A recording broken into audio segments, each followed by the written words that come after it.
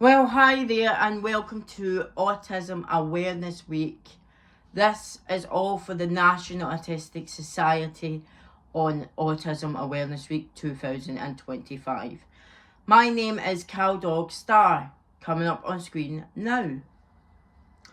And we're in day 3 of Autism Awareness. So I didn't want to do all just kids with autism or whatever. I wanted to mix it up a bit this week. I have got another video to show you in just a wee second. It'll pop on screen. But I want to talk to you today about signs of autism in adults. So this could be the signs that you find difficult. And if you're watching this video, that is amazing. It's helping somebody out with autism. So let me get into this now. First of all, I'm going to show you the video here. Here we go. Affects around 700,000 people here in the UK. But my next guest was already a mother of 4 when she was diagnosed with the condition at the age of 45. Really interesting, actually. I would say you were 45 and diagnosed with autism, but you were actually in hospital for a completely different reason. And that's when it was discovered. How did that come about?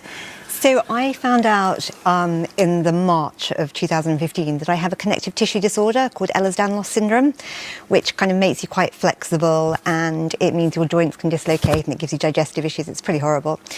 And I was in hospital having some tests for a related condition to that, and it was really hot and it was really bright and there were it was just awful. And the tests were quite hardcore, and I had a bit of a meltdown. And in the past, I've always thought it was me being princessy when I behaved like that.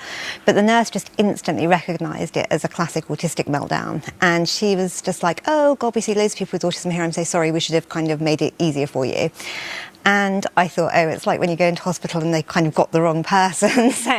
But then I thought about it, and I kind of thought, I realised that I didn't know very much about autism, and I think I kind of had quite a stereotypical view. So I started researching it, and then the more I looked into women and autism, the more it was just like a light bulb moment. It was just so me. Well, I was about to say, at that moment, did everything start to make sense? It did. When I was online, it did, yeah. When she just said it, I just thought, oh, she's completely wrong. You know, I'm a journalist, I communicate for a living. How could I possibly be autistic?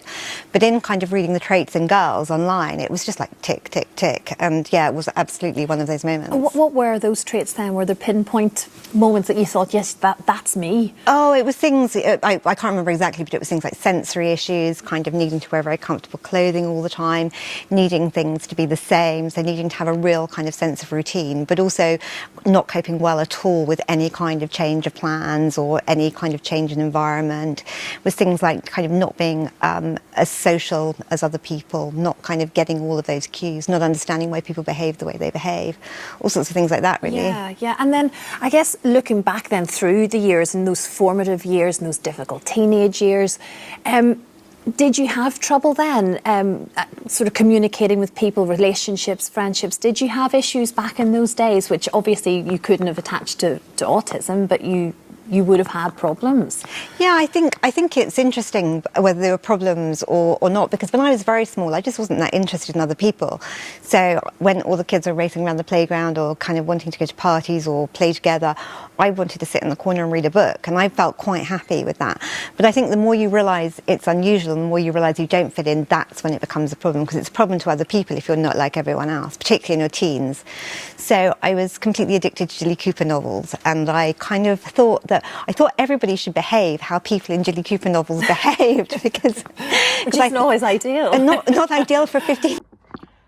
So that video was fantastic. Let me now tell you about the signs of autism in adults. Communication difficulties. So it could be John. Hi, John. Do you want to do something? And John's here. I don't know. Okay, right. Social anxiety. So you could have anxiety about anything. What many people use with anxiety is fidget toys. And this helps them get rid of the stress that they're carrying. So fidget toys. Relationship challenges. So you're with somebody, whether it's a boy and a boy, or a girl and a girl, or a boy and a girl, and you can't make relationships as well as other people in, like, not autism world. I mean, it's all the same, okay? Don't worry if you can't make a relationship right now, but later on in the year you might make a relationship. There is places that you can go. There's a place where I live called Dates and Mates, and it's people for that kind of thing that you can go and get a relationship with somebody.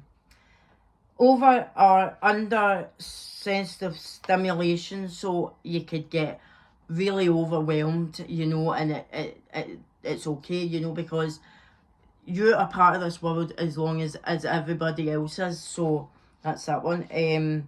You could be losing things like, we'll use this for example, hairspray. You put it on a shelf over here, and 5 minutes later you forget where it is, and you're like, oh, where is that? There it is. Also, your attention to focus. You could be really good at computers, you could be really good at whatever, and you're sitting at that desk and you're sitting there doing it work as much as you can, and then, I mean, also your focus can get took away from it, and you stop doing what you've done. And the last thing on this is, we've got two things. Also putting in the calendar, and your, like here, you would put in what you want to do, your appointments and that, and sometimes you forget. So, and the last thing on this is interests and patterns. So you could be spinning, you could rock, you could hand flap, yeah, and it's all part of the autism spectrum disorder.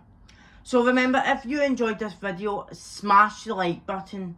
You can also subscribe to the channel if you're new, and also because it's free. And if you click the bell right next to the subscribe button, you'll be notified every time I upload. It's as easy as that. Remember, and check me out for day 4 on Autism Awareness Week. I'm here until Tuesday next week. See you later. Thank you. Bye-bye.